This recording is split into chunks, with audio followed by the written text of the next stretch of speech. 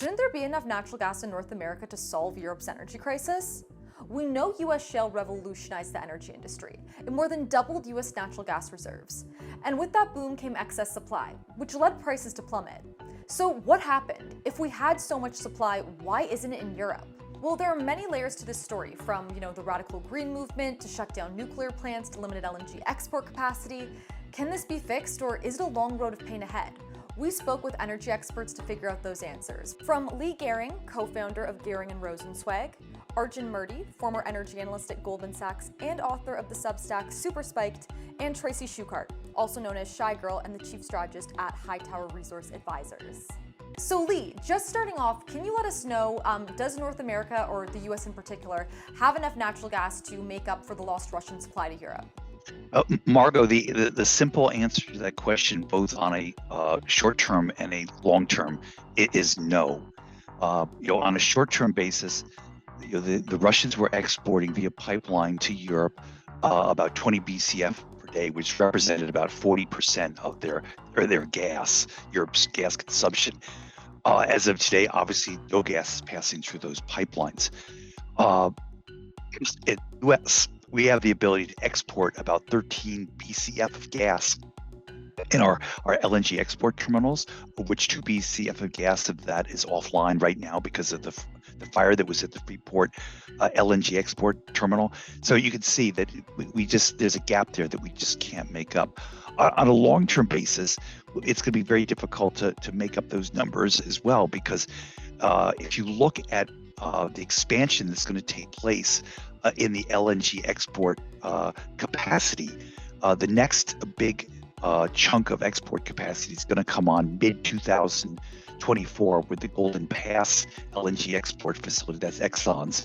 And that's going to add about 2 BCF a day of additional capacity of exports. And then you have 2 more projects coming on after that will start at the end of 2024, and the next one in 2025, which will take us all the way up to about 18 to 19 BCF of export capacity. But there's no export capacity coming on for at least another year and a half. And after that, it's going to be basically another 6 BCF a day. So, and you can see that it still is not going to be enough to really make up the lost Russian exports. Now, I just want to move on to Canada. Arjun, do you think Canada could become a major LNG player? It's going to be whether the federal government and whether the provinces can agree to getting the gas, and for that matter, oil as well, out of Canada. So a lot of it's going to be landlocked in the province of Alberta. It's got to get most likely to the west coast of Canada. So you're talking about building a pipeline from Alberta through British Columbia to the export facilities near Vancouver. Will that be allowed? And then will LNG terminals be allowed? They should be. Canada gas is going to be environmentally healthier. It's going to be more climate friendly than the alternative sources of power generation in the rest of the world. It should be in the interests of the Canadian government, the Canadian people, to allow that. I can appreciate there's debate on this issue, but if your choice is Canadian gas or Russian gas, how is this even a question? Again, whether it will happen or not, we're unfortunately still in this period where the ideology of climate only is winning. Again, I support decarbonization. I support having strict environmental standards, but I would say let's make sure Canada and the US turns out to be the last gas producer in the energy transition. Let's focus on it, and let's get rid of all the other energy sources of the rest of the world first. Let's focus on our domestic resource. And at what price will incentivize more natural gas to come online? Like, are the days of $2 to $4 natural gas over? Yeah, we believe the days of $2 to $4 natural gas is gone, and that gas prices are going to go significantly higher and have a high probability of spiking in the next 6 months to 9 months. The reason being that if you look at international gas markets, prices of gas in Europe today are about $45 an MCF. In Asia, they're in the high 30s, and here we are at $6.70 here in the US. And given the fact that we now have the ability to export all this gas, that the minute the US gas market switches from being what I would call in structural surplus, that is more supply than demand, to going into structural deficit, which our analysis is going to happen potentially in the next 6 to 9 months, then all of a sudden U.S. gas price will converge with international gas prices. Now, if that were to happen, it will definitely bring forth a very, very aggressive response from the U.S. government, including the partial ban of LNG exports. But that would produce a high enough price to definitely spur additional gas drilling. Now, if U.S. shale can't resolve the missing volume to Europe, what's the solution for Europe as it relates to natural gas? The structural demand for global gas is incredibly strong and will continue to grow strongly throughout this decade. And the reason is that it's obviously, gas demand is a function of two things. It's a function of the growth in your economy, but it's also a function in how wealthy you are becoming.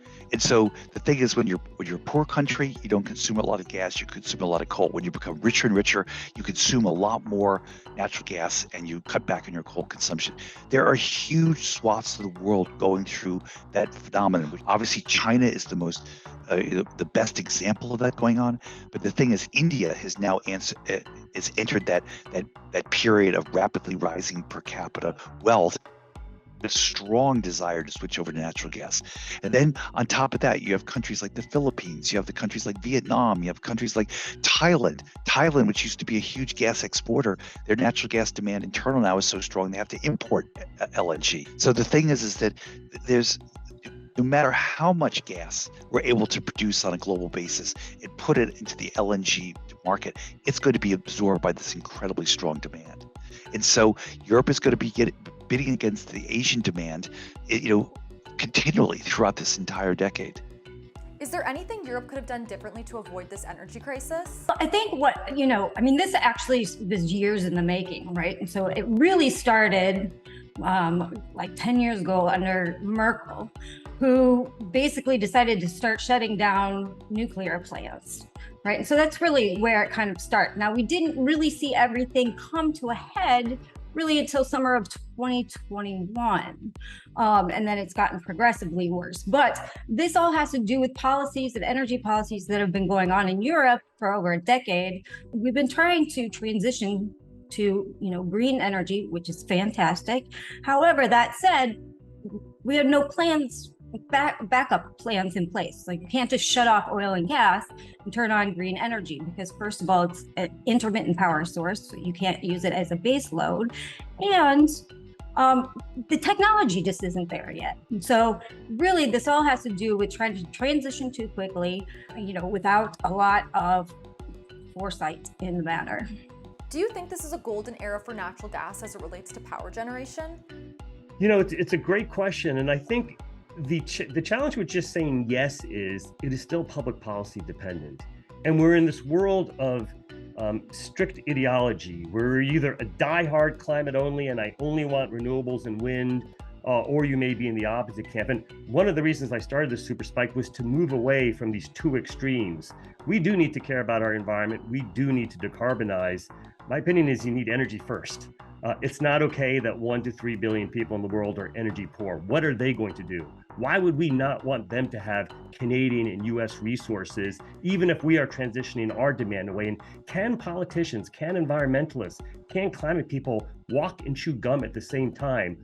Our resource is going to be cleaner and friendlier and more dependable and more secure and more affordable for the rest of the world. So if you're someone in rural India, if you're someone in rural Africa, if you're someone in rural America, and you currently are energy challenged, you don't have energy to heat your home, to power your house and so forth, it should come, in my opinion, from Canadian and US energy first. And natural gas is going to be a huge piece of that.